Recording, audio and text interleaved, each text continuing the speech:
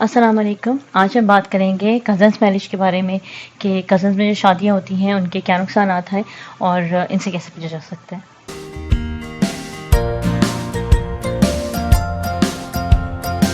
میں ڈاکٹر سحر فاطمہ ہوں، consultant gynaecologist. میری اسپیشلٹی ہے گائنی کی لیپروسکوپک سرجریز میں اور گائنی کینسر ریلیٹڈ کیسز میں. اس کے علاوہ میں انفرٹیلیٹی یعنی بے اولاد کی کیسز سے ڈیل کرتی ہوں، جس میں IUI اور IVF شامل ہے. فیمیل کے دوسرے پرابلم جیسے پریگنینسی، ڈلیوری اور فیمیل کے دوسرے پرابلمس میں بھی میں ڈیل کرتی ہوں.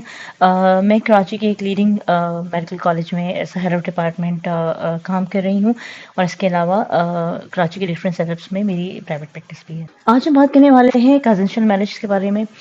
پاکستان میں کزنس میرج کا بہت رواج ہے اور اسلام میں اس کی ممانعت بھی نہیں ہے، تو کزن میرجز کی تو جا سکتی ہیں، مگر جہاں کزنس میں شادیاں ہو رہی ہوتی ہیں اور خاص طور پہ ان لوگوں میں جہاں خاندان میں کنٹینیوس کزنس میرج ہو رہی ہوتی ہے، جیسے گرینڈ پیرنٹس میں خاندان میں شادی ہوئی، پھر پیرنٹس کی کزنس میں شادی ہوئی، جتنی نسلوں میں کزنس میں شادیاں ہوتی رہتی ہیں ان سے نیکسٹ نسل میں بیماری ٹرانسفر کرنے کے چانسز بڑھنے لگتے ہیں. اس کی وجہ یہ ہوتی ہے کہ جہاں خاندان میں شادیاں ہو رہی ہوں وہاں کپلز کا جینیٹک مٹیریل آپس میں میچ کرنے لگتا ہے اور کچھ آٹوزومل ریسیسو بیماریاں فیملی میں کامن ہو جاتی ہیں. ان بیماریوں میں سب سے زیادہ کامن ہے کینسر، جس میں بریسٹ اور چھاتی کا کینسر شامل ہے.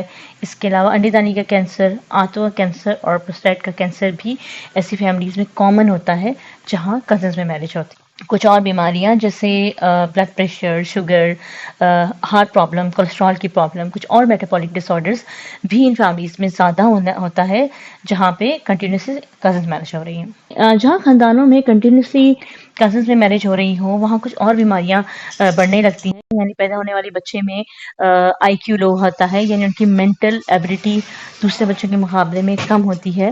اس کے علاوہ آٹزم یعنی اب نارمل بچے ہونے کے چانسز بڑھ جاتے ہیں، آلدو کہ یہ چانسز نارمل کپل کے مقابلے میں 3 to 6% بڑھتے ہیں، لیکن آف کورس کوئی بھی نہیں چاہتا کہ ان کا بچہ ڈاؤن سنڈروم کا بچہ ہو یا آٹزم افیکٹڈ بچہ ہو، تو اسی لیے کچھ پریکاشنز لینا ضروری ہے. اس کے علاوہ ایسے خاندانوں میں ریکرنٹ مسکیریجز یعنی حمل کا بار بار ضائع ہونا، بچوں کا ابنارمل پیدا ہونا اور بانجھپن یا بے اولادگی کے کیسز بھی بڑھنے لگتے ہیں. سوال یہ پیدا ہوتا ہے کہ کیا کزنس میرج کرنی ہی نہیں چاہیے؟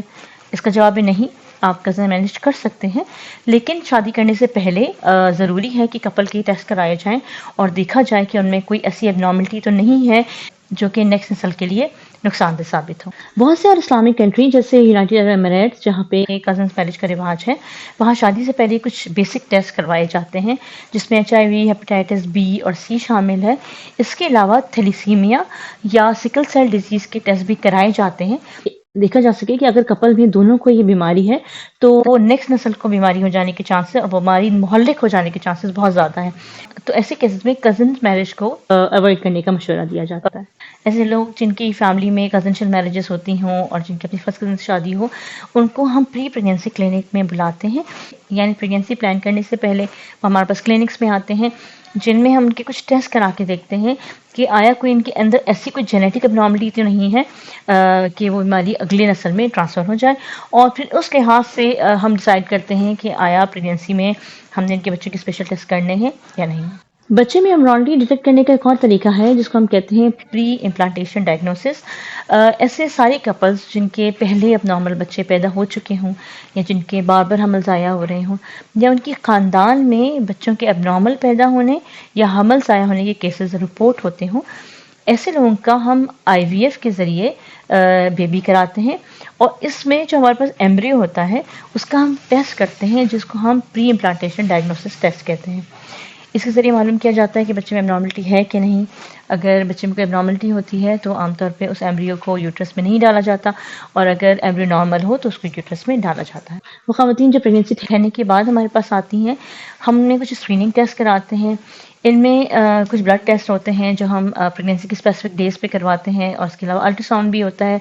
یہ بلڈ ٹیسٹ اور الٹرا ساؤنڈ صرف اسکریننگ ٹیسٹ ہوتے ہیں، یہ ڈائگنوسس نہیں ہوتی، لیکن اگر ہمیں اس پہ کوئی ابنارملٹی ملتی ہے تو پھر ہم ڈیفینیٹ ڈائگنوسس کے لیے کچھ ٹیسٹ کرواتے ہیں. ان ٹیسٹوں میں ایک ٹیسٹ جو ہم 10 سے 11 ہفتے کے بیچ میں کراتے ہیں اس کو ہم کہتے ہیں کرونیکولر سیمپلنگ. اس میں ہم پلاسنٹا یعنی اول نال کا ایک پیس نکال کے اس کی جینیٹک ٹیسٹ کرتے ہیں تاکہ یہ پتہ کر سکیں کہ بچے میں کوئی ایسی ابنارملٹی تو نہیں ہے جو مہلک ثابت ہوگی، اور اگر ایسی کوئی ابنارملٹی ہوتی ہے تو عام طور پہ پریگنینسی کو ابورٹ کر دیا جاتا ہے۔ دوسرا ٹیسٹ جس کو ہم کہتے ہیں امنیوسنٹیسس، وہ لیٹر ہفتے میں ہو سکتا ہے یعنی 15 to 16 ویکس میں۔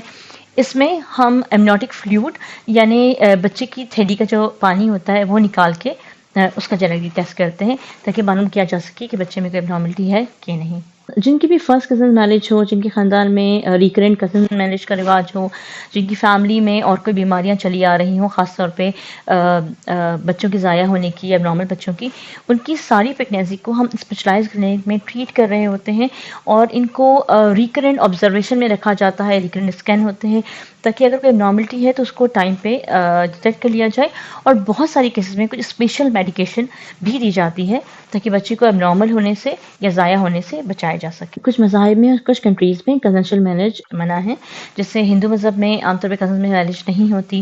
اس کے علاوہ کچھ اور کنٹریز جیسے چائنا یا تائیوان میں ریسٹرکشن ہے کہ کزن میرج نہیں ہو سکتی، لیکن کیونکہ ہمارے مذہب میں بھی کزن میرج منع نہیں ہے اور ہماری کنٹری کے رواج بھی ہے کہ کزن سے میرج ہوتی ہے، تو آپ کزن میں شادیاں کر تو سکتے ہیں، مگر ہمیشہ احتیاط علاج سے بہتر ہوتا ہے۔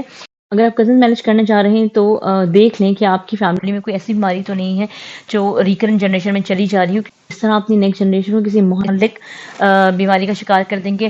سیکنڈلی، شادی کرنے سے پہلے اپنے کچھ ٹیسٹ کرائیں تاکہ پتہ چل سکے کہ آپ دونوں ایک دوسرے کے لیے کمپیٹیبل ہیں کہ نہیں، کیونکہ بہت سے ایسے کیسز میں جہاں دونوں کپلز میں کوئی موثر بیماری ہوتی ہے، چانسز ہوتا ہے کہ ان کی نیکسٹ جنریشن میں یہ بہت مہلک مرض بن جائے۔ کیونکہ ہمارے مذہب میں کزن میرج منع نہیں ہے اور ہمارے کنٹری میں رواج بھی کہ کزن میرج ہوتی ہے، تو کوشش کریں کہ اگر آپ کی کزن میرج کرنے کا ارادہ ہے تو دیکھ لیں کہ آپ کی فیملی میں کوئی ریکرنٹ بیماری نسل در نسل چل تو نہیں رہی ہے، اور اپنے ٹیسٹ ضرور کرائیں تاکہ پتہ چل سکے کہ آپ اپنی نئی نسل کو کوئی بیماری ٹرانسفر نہ کر رہے ہیں۔ آپ کی تھوڑی سی احتیاط آپ کی نیکسٹ جنریشن کو کسی مہلک بیماری سے بچا سکے۔ اپنا اور اپنی آنے والی نسل کا خیال رکھیں۔ Thank you so much for watching this video.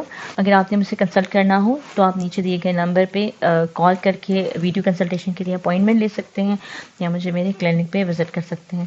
Thank you.